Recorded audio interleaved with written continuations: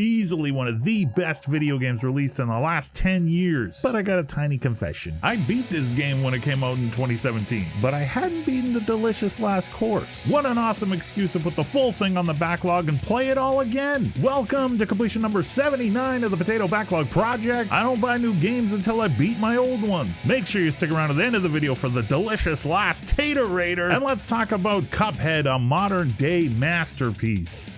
Cuphead is a run-and-gun shooter-style game that focuses heavily on unique boss battle encounters. An indie title that released back in 2017 with add-on DLC released in 2022 called The Delicious Last Course. Having beat the game in 2017 and coming back to it in 2024, The Delicious Last Course feels more like a part of the main game than a DLC, sequel, or separate edition. It's seamlessly integrated into the main experience, and the game is better for it in my opinion. So for this video, I'm just going to talk about the game, and the DLC is one singular title. Cuphead's biggest strength is the simplicity of the game's control ideas and basic mechanics. Almost anyone can pick this game up and understand what needs to be done. Essentially a 4-button game with jump, shoot, dash, and a super move. The game on the surface feels accessible to anyone and everyone. In contrast to that surface level simplicity, Cuphead is considered one of the hardest games ever made. Only through true mastery of its simple control system, pattern memorization, hand-eye coordination, crazy patience, and godlike reflexes will you be able to complete this game. For this run through, I decided it was an awesome opportunity to play through in couch co-op mode with my son JJ Boom. Multiplayer Cuphead is a whole new level of difficult gaming, but just as satisfying and fun. Massive shoutouts to JJ Boom for some absolute clutch play during our run through. Skills well beyond his years. Hopefully this is a video he can look back on years from now and have some fun memories of his playthrough, because there were some frustratingly funny moments. Cuphead has a special way of making you want to quit playing games altogether. Smash your controller, yell at your TV, move out of the country, quit your job, but somehow it also has a special way of making you so determined to beat a boss or level that you would skip anything. Eating, sleeping, showering, almost anything else to keep playing and beat that boss that you're on. A big part of this is the progress meter that the game shares with you when you die. This is what either breaks your heart or gives you that boost of confidence to give it one more shot. I love that they break this visual down into sections, but it also kind of represents time as well. If you were just hanging on, dodging and shooting for your life, but you ended up dying, only to see your marker right near the finish line, you could visually recognize that you only had to hold on for a few more seconds to beat the level. Your brain processes that and you convince yourself that you have the ability to get it done, no matter how hard it might be. Adding more depth to the game are the amount of different weapons and charms available. Everything feels geared and tuned to help players of all different skill levels. While the game is very difficult on purpose, you can see the developers wanted to give you the tools and give you ways to get better, to learn and develop the skills you need to get through the game as you play it. Pea shooter being the standard weapon, chaser is a homing gun, no aiming required, the trade-off being it does less damage. A good gun choice for a player that might need to concentrate more on avoiding bullets with better movement. Charms are there as a kind of special boost for you. There's an invisible dash, extra hit points, a charm that can help fill your special meter passively, and that's just a couple examples. There's a ton, balanced out by the ability to only equip one charm at a time. The game does allow you to equip 2 different guns which you can switch between on the fly while playing. There are a ton of good, fun combinations,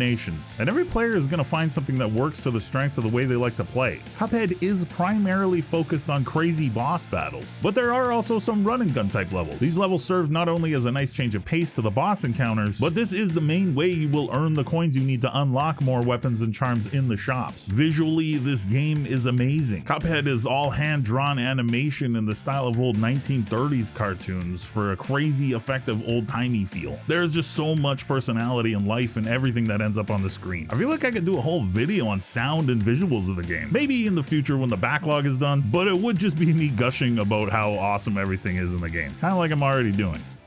The satisfaction you feel as a gamer when you beat a boss for the first time or get through a tough run and gun level, it's the type of experience you just can't get with so many modern titles today. So many games are just there to hold your hand and guide you through to the next microtransaction. Or they put you in this giant world to explore, but then also put a giant arrow on the screen telling you exactly where to go and exactly what to do. Cuphead for me is that special type of gamer's game. A game you can go to your friends and brag a little bit about if you beat it, because the patience and skill needed to do that even on the normal difficulty setting is impressive. impressive. I should mention that there is a simple difficulty level, but the main experience is geared towards the regular difficulty, and once you complete that, Expert opens up and you can try that if you love pain and you're a little bit crazy. Cuphead is a game that at times can feel impossible, but it engages all your senses and skills as a gamer and rewards you for all the effort you put into it. The extremely rare 6 happy potato faces out of 5. This game is easily on my top 50 favorite games of all times list. This is a must-play game for anyone that says they love video games. Cuphead is just a timeless masterpiece. But with that, the Backlog Project rolls on. Thank you so much for watching. Be kind to yourselves and others that deserve it. We're on to the next one.